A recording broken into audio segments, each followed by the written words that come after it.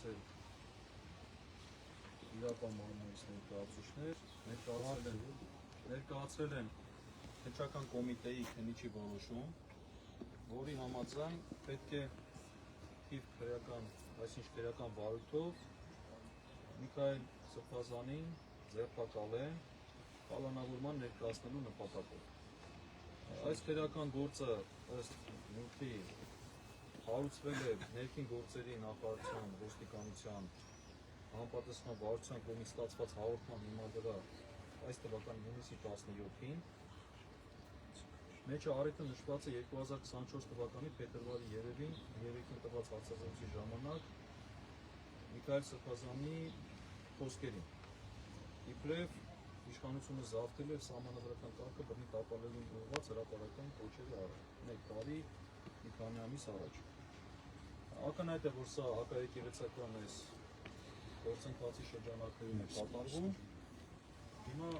ընթացակարգը այսպես է լինելու, Միքայել Սրբազանը, երբ որ ներկայանա քննչական կոմիտե, պետք է իրենք ներկայացնեն միջնորդություն դատարան կալանքի հարցը լուծելու համար, եւ արդեն դատարանում դա քննվելու է, դատարանը որոշի կալանավորել է թե ոչ։ Մեր գնահատմամբ սա ակնհայտ ապօրինի հետապնդում է, քրեական հետապնդում է, բայց հաշվի առնելով վերջի զարգացումները, բնականաբար այսպես իրան անդուր չենք նայում։ Ուզում եմ նաև տեղեկացնել, որ Միքայել Սրբազանի համար փաստաբանական խումբ է ձևավորված, մենք ամեն ինչ կանենք Միքայել Սրբազանի պաշտպանությունը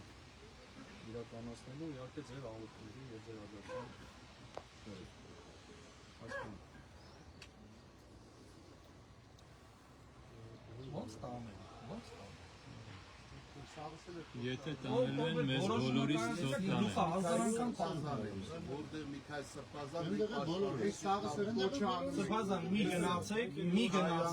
բոլորից թող գան զորով փորձեն տալ։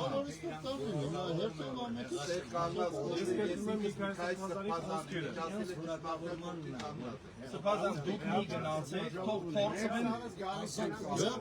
բոլորս գնում։ Սաղսել կոչը անում ենք ինձ հիմա։ Բոլորս գնում։ Գնանք ժողով անենք, մեր ժողով անենք, հարցեր ունենք քննարկելու, քննարկենք, որոշենք։